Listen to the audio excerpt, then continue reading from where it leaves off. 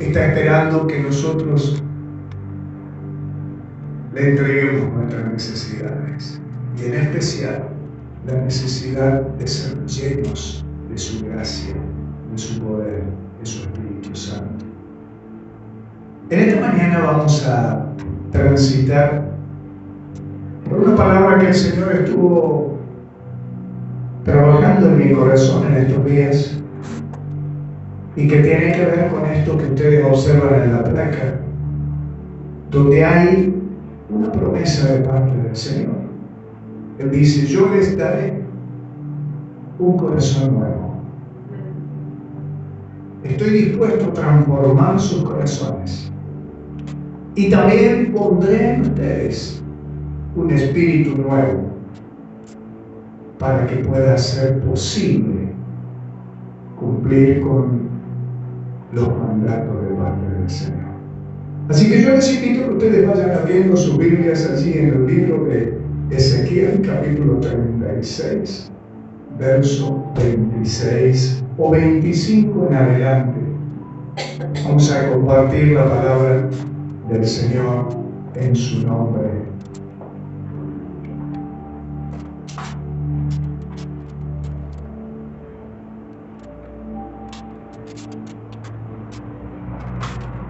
Ezequiel capítulo 36, Antiguo Testamento, está a posteriori del libro de Jeremías. Y la palabra del Señor dice allí: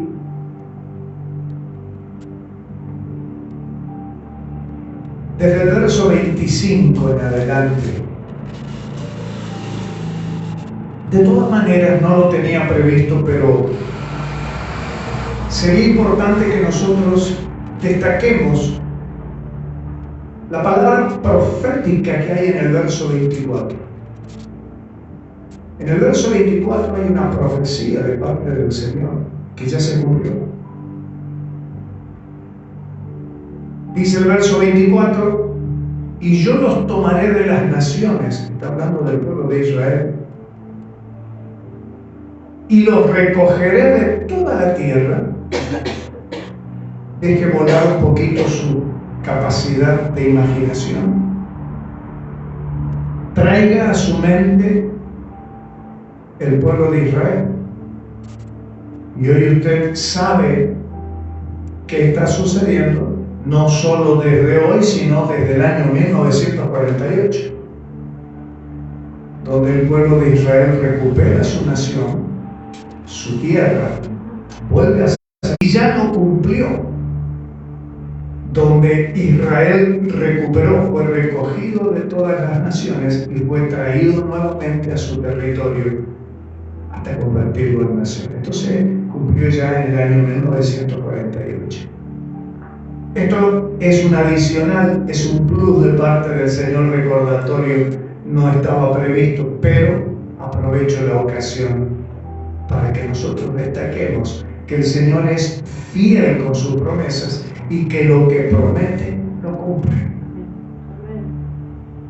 Ahora sí, vamos a los pasajes que nos van a ocupar en esta mañana. Esparciré sobre vosotros agua limpia, y seréis limpiados de todas vuestras inmundicias, y de todos vuestros ídolos los limpiaré. Les daré un corazón nuevo y pondré espíritu nuevo dentro de vosotros. Quitaré de vuestra carne el corazón de piedra y les daré un corazón de carne. Pondré dentro de vosotros mi espíritu, está con mayúscula y ustedes ya saben a qué espíritu se refiere. Y haré de esta manera que andéis en mis estatutos, guardéis mis preceptos y los pongáis por obra. Habitaréis en la tierra que di a vuestros padres, y vosotros Me seréis por pueblo y yo seré a vosotros por Dios. Luego viene una enunciación de versículos donde Dios deja en claro la recompensa a la obediencia. Dice el verso 29, habiéndole colocado y transformado vuestros corazones de piedra en carne, y habiendo puesto en ustedes mi espíritu para que puedan cumplir con los estatutos, preceptos y mandamientos, al ser obedientes, sería como una reflexión de conclusión. El Señor dice en el verso 29, yo los cuidaré, los blindaré, los guardaré de todas vuestras inmundicias. Llamaré al trigo, a la cosecha, a la abundancia, y lo multiplicaré y ya no tendrán hambre. Multiplicaré asimismo el fruto de los árboles y el fruto de los campos, para que nunca más recibáis burla, afrenta, oprobio de hambre entre las naciones. Os acordaréis de vuestros malos caminos y de vuestras obras que no fueron buenas, y os avergonzaréis de vosotros mismos por aquellas iniquidades y por aquellas abominaciones que han puesto en práctica. Aclara, verso 32, aclara, no lo hago por vosotros, dice Jehová el Señor. Deben entenderlo, deben saberlo bien. No lo hago por ustedes. Ya vamos a descubrir por qué lo hizo el Señor. Avergonzaos y cubríos de confusión por vuestras iniquidades, casa de Israel. Qué notable. Yo sé que usted habrá leído estos pasajes, habrá meditado en ellos, hasta algunos los habrán citado en alguna prédica, en algún estudio bíblico, en algún discipulado. Ahora, la pregunta que nos hacemos, o por lo menos yo me planteaba para compartir con ustedes, es, partiendo desde el verso 25 al 27, donde dice, los voy a limpiar con agua, van a ser limpiados de las inmundicias de ustedes, de vuestros ídolos, les pondré corazón nuevo, pondré mi espíritu dentro de ustedes. Ahora, ¿por qué Dios le dice esto a su pueblo? ¿A qué se debe? ¿Qué había sucedido en el pueblo de Israel para que Dios llegue a establecer, a pronunciar esta palabra?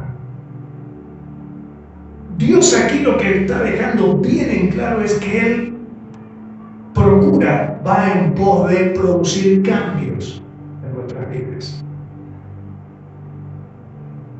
La mejor señal de la existencia de Dios en la vida de una persona es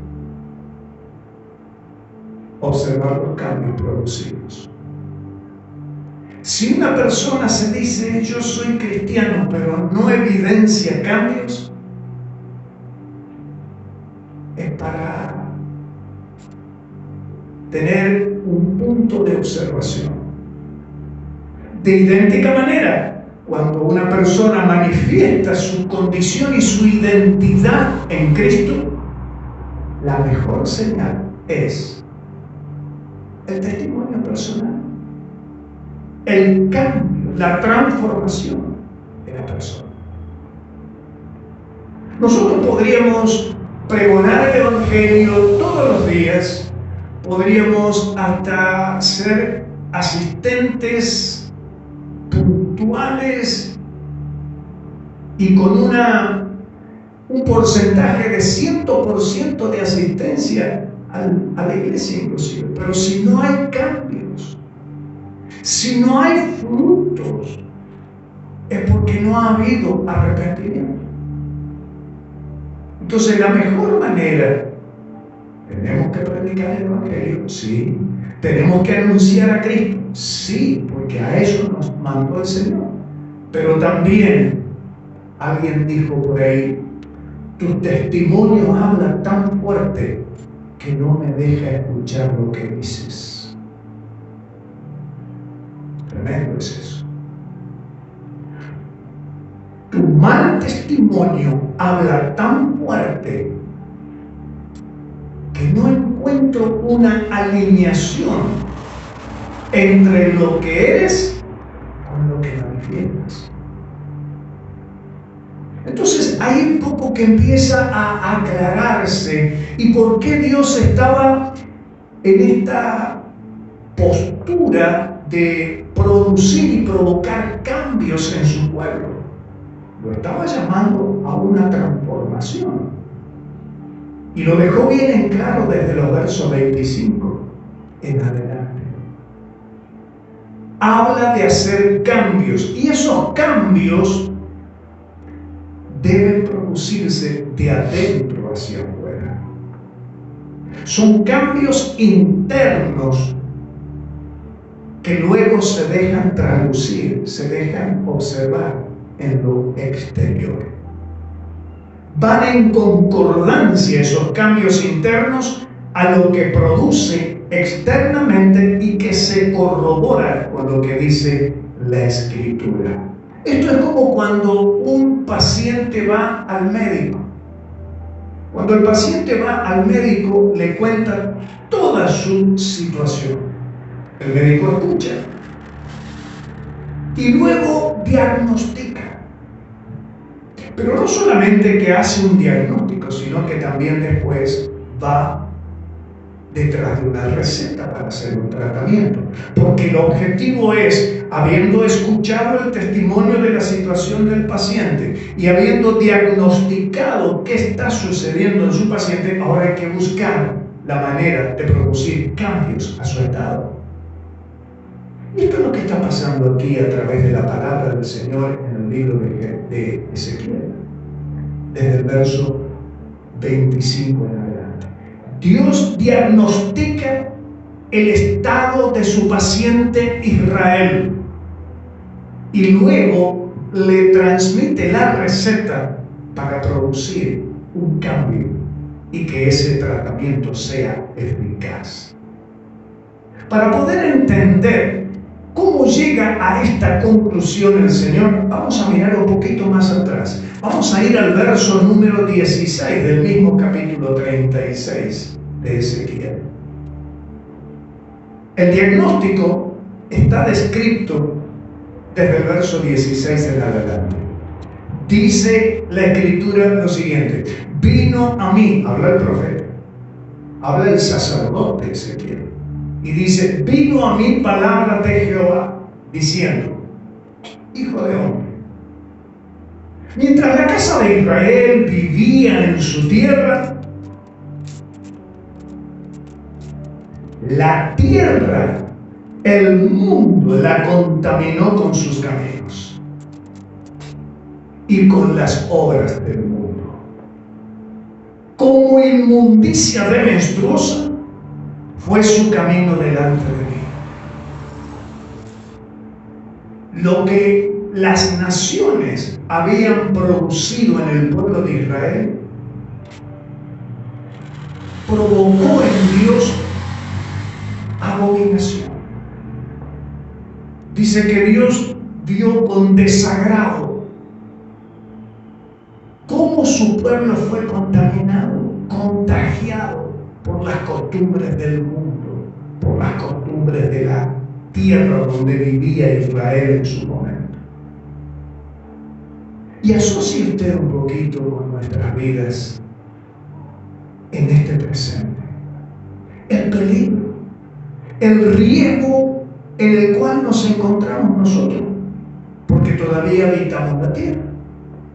Dios no nos colocó en una isla, no nos aisló. nos dejó viviendo en este mundo. Jesús mismo se dijo, hablando con el Padre: Padre, yo no te pido que los quites del mundo, yo te pido que los guardes mientras ellos caminan por el mundo, para que no sean contaminados, para que la inmundicia del mundo no los alcance. Así como tú me indicaste, me asignaste la tarea que yo los guarde, y ninguno se perdió, salvo el que me traicionó. Así te pido, Padre, que tú los guardes como yo los he guardado. Eso se encuentra en San Juan capítulo 17, cuando el Señor ora al Padre. Y es lo mismo. Fíjense, han trascendido miles de años, la historia sigue igual. Y la palabra de Dios sigue siendo la misma. Y así como lo fue para el pueblo de Israel a través del sacerdote Ezequiel, así también Dios en este presente, hoy, pleno 2 de octubre del 2022, Dios se acerca con su palabra con la misma premisa que lo hizo con el pueblo de Israel, que lo hizo en la época de Jesús con sus discípulos. También hoy, en la actualidad, Dios se acerca para hacernos mención otra vez de estas cuestiones. Es que vivimos en un mundo de idéntica manera como vivía Israel, donde la inmundicia, las malas costumbres, las tradiciones están al orden del día, y si no somos previsores, corremos el riesgo de ser, como dice aquí, contaminados. Aquí la palabra del Señor habla a Israel, habla al sacerdote, al profeta, y le dice: te voy a explicar qué pasa con mi pueblo. Viviendo en este mundo, en esta tierra, dice, está siendo mi pueblo contaminado de los caminos de este mundo y de las obras de este mundo. Tenemos que escuchar profundamente la voz de Dios, hermanos míos, iglesia, y estar atentos, porque si el Señor viene con esta palabra a reiterarnos esta advertencia en pleno siglo XXI, 2 de octubre del 2022, es porque Él está interesadísimo en que su pueblo se siga purificando. Vieron ustedes que allí en el verso 25 le dice al pueblo de Israel: te limpiaré con agua limpia. Pero vamos a ver de que hoy ya el agua para nosotros no es suficiente. Por eso cantábamos: la limpieza del pueblo actual es a través de la sangre de Jesús. Pero en aquel tiempo donde Cristo todavía no había venido y no había establecido el nuevo pacto, según la ley de parte de Dios, a todo lo inmundo se lo limpiaba con agua limpia, agua tomada de ríos que corrían, no estancados. Eso era la ley. Pero hoy, lo que limpia a su pueblo, a su iglesia, a sus hijos, es la sangre poderosa de Jesucristo. A diferencia de aquel tiempo. Pero como estamos observando la premisa de aquel tiempo, a Israel Dios lo quería limpiar con agua, como estaba establecido en aquella época. Porque andan en este mundo, morando y viviendo en medio de este mundo, están siendo contaminados con sus caminos y con sus obras, como inmundicia demestruosa fue su camino delante de mí. ¿Qué provocó esto? El mundo y sus costumbres contaminaron a su pueblo. ¿Y qué provocó? Todo trae consecuencias. Dice el verso número 18, provocó la ira de Dios. Derramé mi ira sobre ellos por la sangre que derramaron sobre la tierra. La idolatría también contaminó al pueblo de Israel. Y hoy nosotros Tenemos que quitarnos el chip de la cabeza que idolatría es solamente refiriéndose a una estatuilla. Hoy hay ídolos invisibles, ídolos actuales, ídolos del presente, que nada tienen que ver con una estatuilla. Una idolatría puede ser aquello que ocupa el lugar que le corresponde a Dios. Llámese como se llame. A Abraham le tuvo que pedir el hijo porque se estaba convirtiendo en su ídolo. Estaba ocupando el lugar de Dios. Todo aquello que ocupe el lugar de Dios, lo prominente de Dios en mi vida, es idolatría.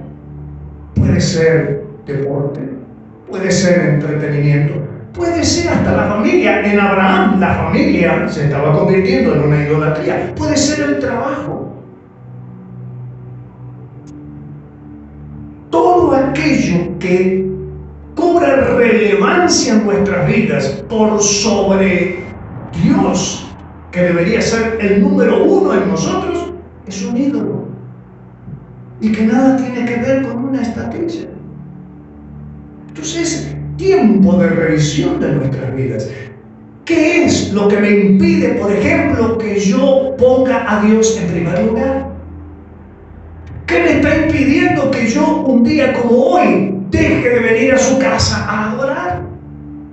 ¿Qué me está impidiendo que un día común y corriente me estorbe para que yo no tenga comunión con Él a primera hora de la mañana? ¿Qué es aquello que perturba mi vida, contamina mi vida, de tal manera que me está corriendo a Dios en primer lugar? Póngale usted el nombre que usted considera que es lo que le está estorbando en su comunión, y Dios está siendo corrido del primer lugar que debe ocupar. Dice su palabra: y estos mandamientos yo les dejo a ustedes. El primero es: amarás a tu Dios por sobre todas las cosas. Ahora, de todas las cosas, ¿qué es lo que está ocupando el lugar de Dios? Entonces viene Dios y le dice en esta mañana: eso te está contaminando. Eso te está perturbando, te está estorbando, y es una piedra que tenés que correr de tu camino. Entonces va a traer consecuencias. Si yo no quito a Dios del primer lugar, no hay otro resultado que una consecuencia a eso. Así como la obediencia trae su consecuencia de bendición, la desobediencia traerá también su propia consecuencia. Es ineludible. Entonces Dios, que viene y ama a su pueblo, y ya van a ver de cómo Él desea que su pueblo resalte su nombre, entonces viene para corregirnos, Él viene para transformarnos, viene para darnos los recursos necesarios para que nosotros cambiemos nuestro corazón. Mi corazón está inclinado ¿hacia dónde? Dice: de la abundancia del corazón habla la boca. ¿Qué es lo que más yo pregono durante el día? ¿Qué es lo que me apasiona más durante cada jornada para entablar un diálogo con otro? Hablemos de las diferentes vicisitudes de la vida, del diario vivir, pero que la palabra, que la alabanza, que la adoración, que la desesperación y la pasión por proclamar a Cristo sea lo mayoritario en nuestras vidas. Tenemos que recuperar esa pasión, hermanos. Y hay una sola manera. A veces creemos que el corazón de piedra, el corazón endurecido, es aquel que odia. El corazón endurecido es aquel que ha dejado a Dios que ocupe el primer lugar. Ese es un corazón de piedra. Entonces Dios viene para decirme: quiero cambiar ese corazón de piedra dentro de tu carne, porque te quiero dar un corazón de carne, sensible Toda persona que se resiste a escuchar la palabra de Dios, toda persona que rechaza un estudio de la palabra de Dios, toda persona que rechaza a aquel que está enfocado en hacerlo crecer en el conocimiento de Dios, es un corazón endurecido, es un corazón no sensible, no está dispuesto, aborrece escuchar la voz de Dios. Por eso tenemos que ser muy cuidadosos. Tu tiempo, mi tiempo en la tierra son 70, 80, 90 años, no sé. Pero ¿qué de la eternidad? Soy tan negligente al punto tal de perderme una eternidad para dar rienda suelta a lo temporal. No es actuar con sabiduría. Atiende tus responsabilidades, tus compromisos, tu seriedad de obrero, de profesional, de ciudadano. Sí, atiéndelo, porque ahí también estás dando testimonio de Cristo. Pero que eso no venga a estorbar. Porque nunca podrás ser un buen ciudadano, nunca podrás ser un buen profesional, nunca podrás ser un buen obrero en la vida si no tienes a Cristo en primer lugar.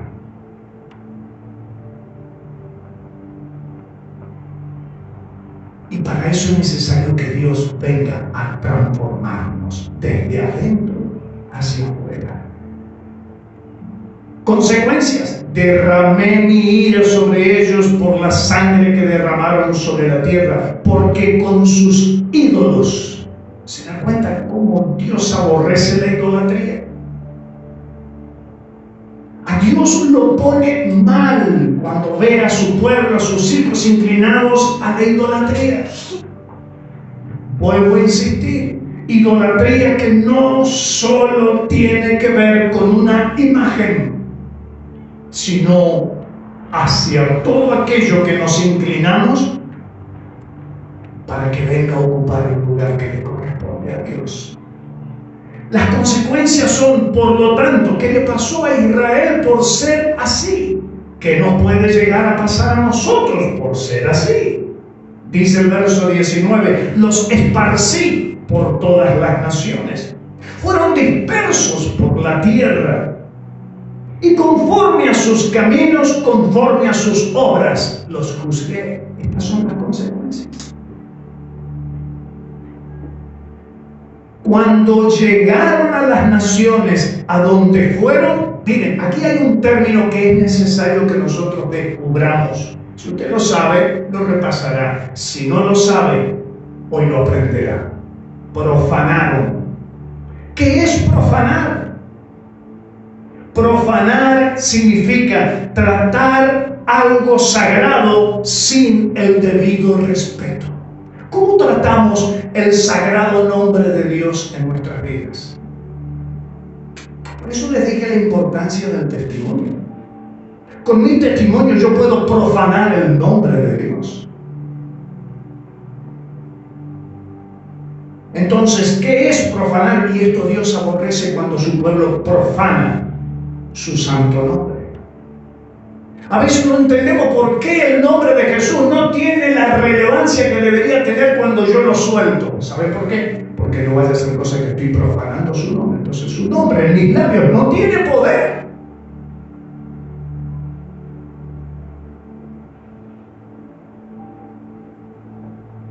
Cuando llegaron a las naciones a donde ellos fueron, profanaron mi nombre santo. Profanar es hacer algo sin el respeto que se merece. Cuando a escondidas, donde crees que nadie te ve, puedes profanar el nombre de Dios, mirando cosas indebidas, escuchando cosas indebidas. La idolatría puede ser la pornografía.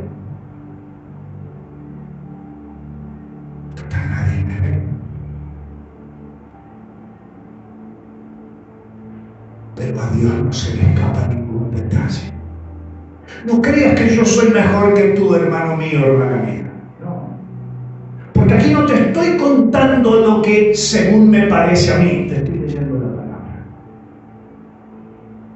Entonces no es el ejemplo de quien predica, es el ejemplo del autor de la predicación. Se llama Jesucristo. Y Él se merece todo el respeto. Su nombre será un nombre eficaz. ¿Qué le pasó a aquellos jovencitos que habían escuchado que Pablo, por el nombre de Cristo, reprendía a los demonios y los demonios liberaban los cuerpos de las personas? ¿Qué hicieron aquellos 11 chiquillos? Utilizaron el nombre de Jesús. ¿Qué hicieron los demonios ante el nombre que ellos utilizaron? Que supuestamente era un nombre de poder. Dice que los demonios le dijeron a los 11 chicos: a Pablo conocemos, de Jesús sabemos de quién se trata, pero ¿ustedes quiénes son? Estaban usando el nombre sagrado, santo del Señor, pero sin el debido respeto que Él se merecía, porque sus vidas no condecían. Dice la Escritura que los demonios terminaron corriendo a los chicos cuando el nombre de Jesús debía haber corrido a los demonios que había en ese momento. ¿Sabe por qué a veces el nombre de Cristo no tiene poder cuando lo pronunciamos? Porque nuestras vidas están contaminadas. ¿Cuántas veces usted escuchó un testimonio de que alguien que estuvo presente en un encuentro de liberación dijo: y cuando tal o cual persona quiso reprender, el demonio le dijo: ¿y vos quién sos? Si yo sé lo que vos haces. Y esto es lo que Dios no quiere, que su pueblo caiga en este gravísimo error. Por eso viene Dios aquí a decirle al pueblo de Israel, y viene a la iglesia de Dios en Villa Carlos Paz, 2 de octubre del 2022, a decirle lo mismo. Cuando llegaron a las naciones a donde fueron, profanaron mi santo nombre, diciéndose de ellos: estos son pueblo de Jehová, y de la tierra de Él han salido. Dejaban que desear con sus testimonios, con su forma de ser, con su forma de hablar, con su forma de comportarse, dejaban lugar a dudas del nombre de Dios. Entonces nos preguntamos hoy en día: ¿qué testimonio estoy dando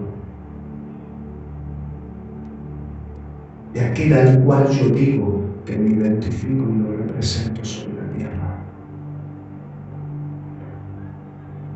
Profanar el nombre, que se profane con mi testimonio el nombre de Dios, fíjense, traemos dolor al corazón de Dios. Dice el verso 21, me dolió el corazón, me dolió todo mi ser, diría Dios.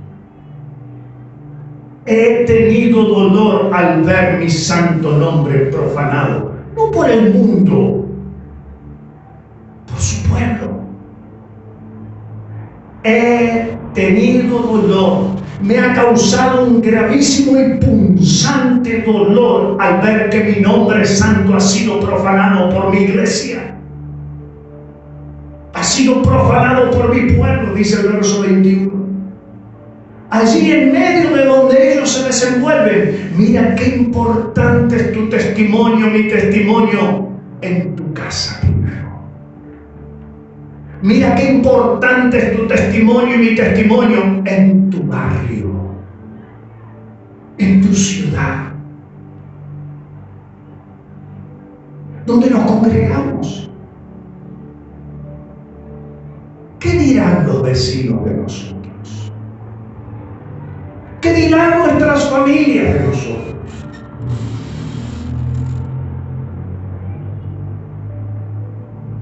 Anoche estaba viendo una película cristiana. Trataba sobre aquel soldado que intervino en la muerte, en la crucifixión de Cristo. Aquel soldado que fue impactado por el testimonio de Cristo aún en la cruz.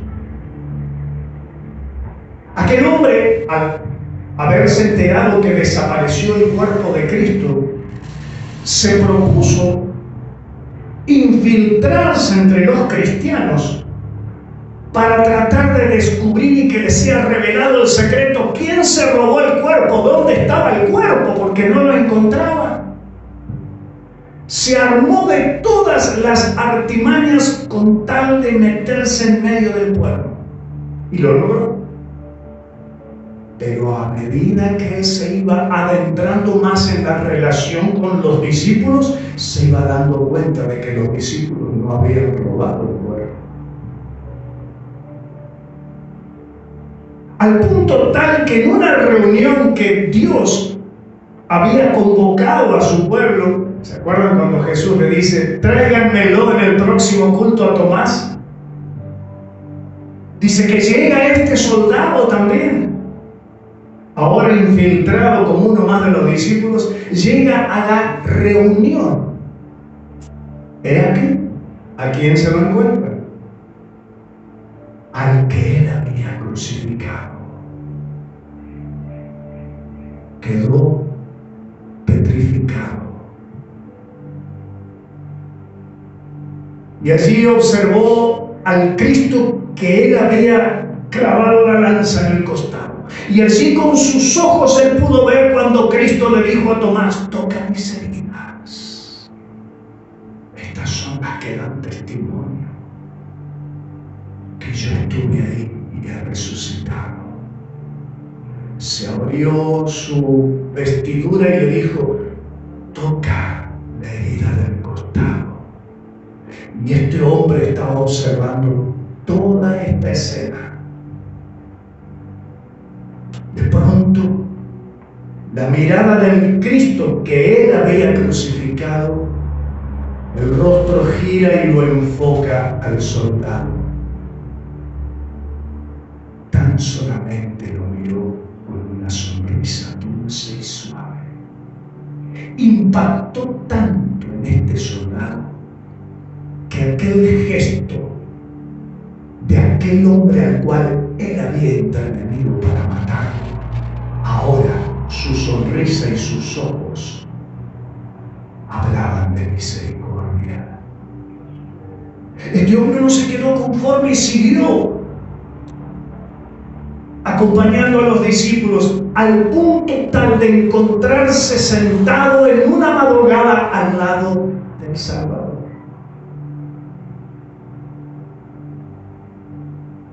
Y Cristo lo único que le llega a decir en ese momento, en esa escena que a veces escapa al relato bíblico, pero que tiene mucho que ver con el relato bíblico, Cristo le dice, ¿y ahora qué harás? Aleluya. ¿Y ahora qué harás? Que te encontraste con tu Salvador. Aquel hombre le dijo, no sé cómo manejar esto. No sé cómo reconciliar mi presente en este mundo con este nuevo camino. No sé cómo manejarlo. Y el Señor le dice, acércate a Él y conócelo a Él.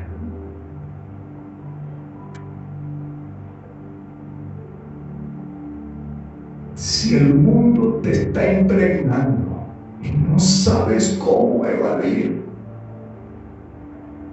si el mundo te está empujando a contaminarte y no sabes cómo resolver esto, Cristo viene hoy a decirte, acércate.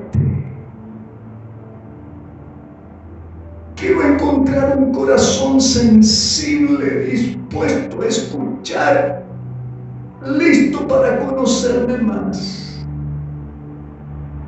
Pero solamente un corazón de carne, no de piedra, es capaz de sensibilizarse a la voz y a la enseñanza de su palabra.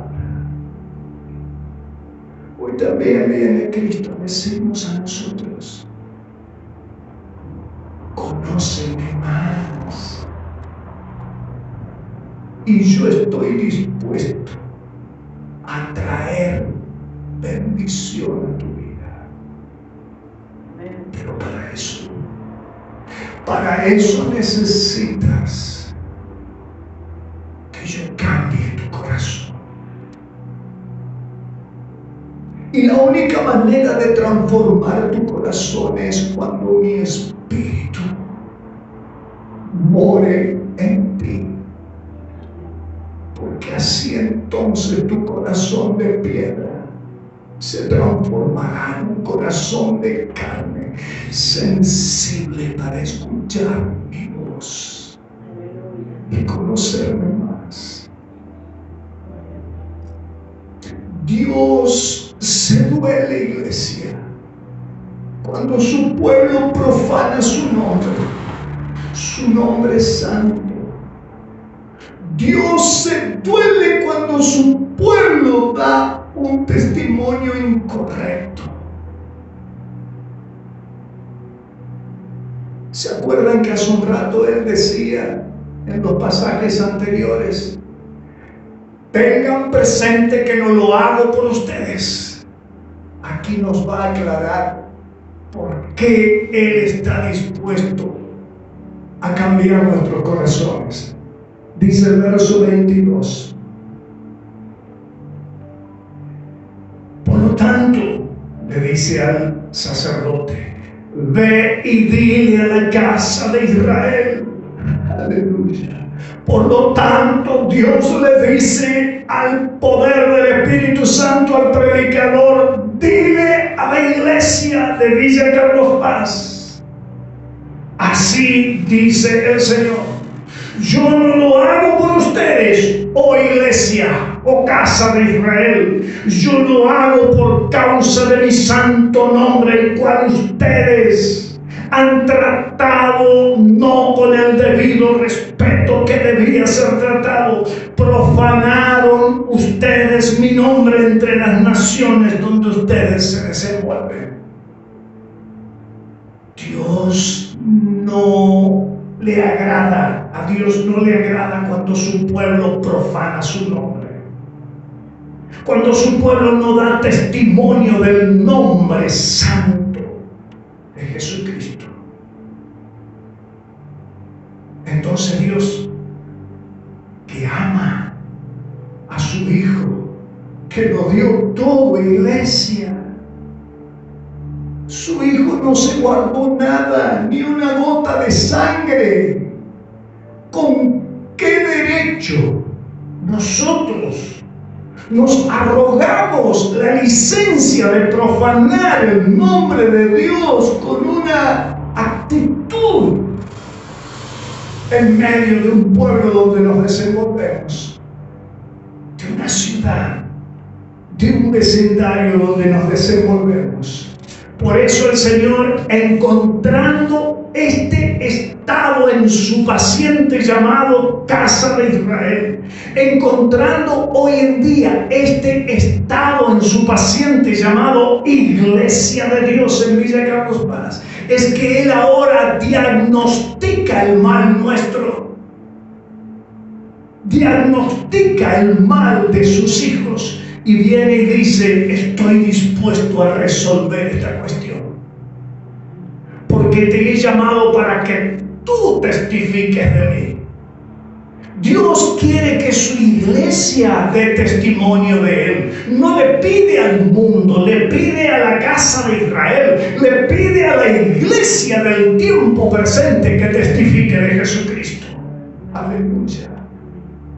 Pero para dar un testimonio real y que sea respaldado con autoridad, nosotros debemos permitirle que Él transforme nuestro corazón, cambie nuestro corazón y quite el corazón de piedra que se resiste a ser enseñado por su palabra, el corazón de piedra que se resiste a venir a adorarle, el corazón de piedra que se resiste a estar en comunión con Él. Ese corazón de piedra a la larga dará resultados de su dureza. Él quiere que su pueblo tenga un corazón sensibilizado a escuchar su palabra. Cada vez que te toca venir a la iglesia, ¿qué es para ti? Es una carga. Cada vez que te toca leer su palabra, ¿qué es para ti en tu casa? Es una carga. Cada vez que te toca orar en tu casa o conformar el grupo de oración de intercesión de una iglesia, ¿te resulta una carga o te resulta un apasionamiento? Revisa eso. Revisa eso. Si te produce indiferencia, si hay apatía de parte tuya ante la convocatoria del Señor, entonces, ojo iglesia, ojo, porque el Señor puede estar diciéndonos, se está gestando un corazón de piedra, resistente a la palabra, resistente a la alabanza, resistente a ser enseñado, resistente a tener comunión conmigo. Por eso Dios, que desea, anhela, sueña, nos ha mandado, iglesia, que nosotros seamos sus testigos. Y para que haya eficacia en nuestro testimonio, el Señor necesita un corazón conforme a su corazón. Por eso Él viene en esta mañana a decirnos, yo estoy dispuesto a darte un corazón nuevo. Estoy dispuesto a torcer tu rumbo. Estoy dispuesto a quitar ese pedregullo que hay dentro tuyo para darte un corazón sensible a mi voz. Nada de eso será posible. No habrá un corazón conforme al corazón de Dios si no vamos por la segunda parte. Pondré mi espíritu en ti. Por eso el Señor en esta mañana viene a reiterar: yo los he tomado a ustedes de entre los pueblos y las naciones. Yo los he apartado para que me sirvan. Les he dado identidad de hijos y de pueblo de Dios. Pero para que esto sea eficaz, necesitan ser limpiados. Ya no con agua. Esto era para Israel, porque todavía no estaba el pacto nuevo de Cristo en la cruz, con derramamiento de sangre.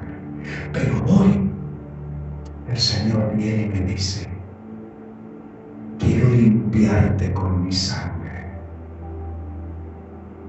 Quiero borrar tus contaminaciones con mi sangre. Quiero limpiar tu mente, tu corazón con la sangre de Jesucristo. Solo así recuperarás tu corazón conforme al corazón de Dios. Y ahora, ustedes, al tener mi espíritu dentro de ustedes, al tener la transformación de vuestros corazones, yo podré entonces ayudarles a que anden en mis estatutos, que guarden mis preceptos y que puedan poner por obra todo lo que yo les mande. Cuando hay obediencia al mandato del Señor, ineludiblemente el resultado es: hay bendición. Repetimos: la bendición. Lo que pasa es que el ser humano quiere bendición sin ser obediente. Quiere el derramamiento de las bendiciones, pero no quiere ser obediente. Esa ecuación no va a dar el resultado que corresponde. Yo, cuando ustedes me dejen que les cambie el corazón poniendo mi espíritu en ustedes y que ustedes se conviertan en mi pueblo, dice el verso 28, y que yo de verdad sea vuestro Dios, entonces los guardaré de todas vuestras inmundicias, les multiplicaré el trigo, ya no tendrán hambre, les multiplicaré el fruto de los árboles y el fruto de los campos, para que nunca más ustedes sean burlados y reciban el oprobio de la gente diciendo: esta es una nación de Dios que tiene hambre. ¿Quieres el respaldo del Señor? Quiero el respaldo del Señor. Recuperemos el corazón que Dios anhela encontrar en mí.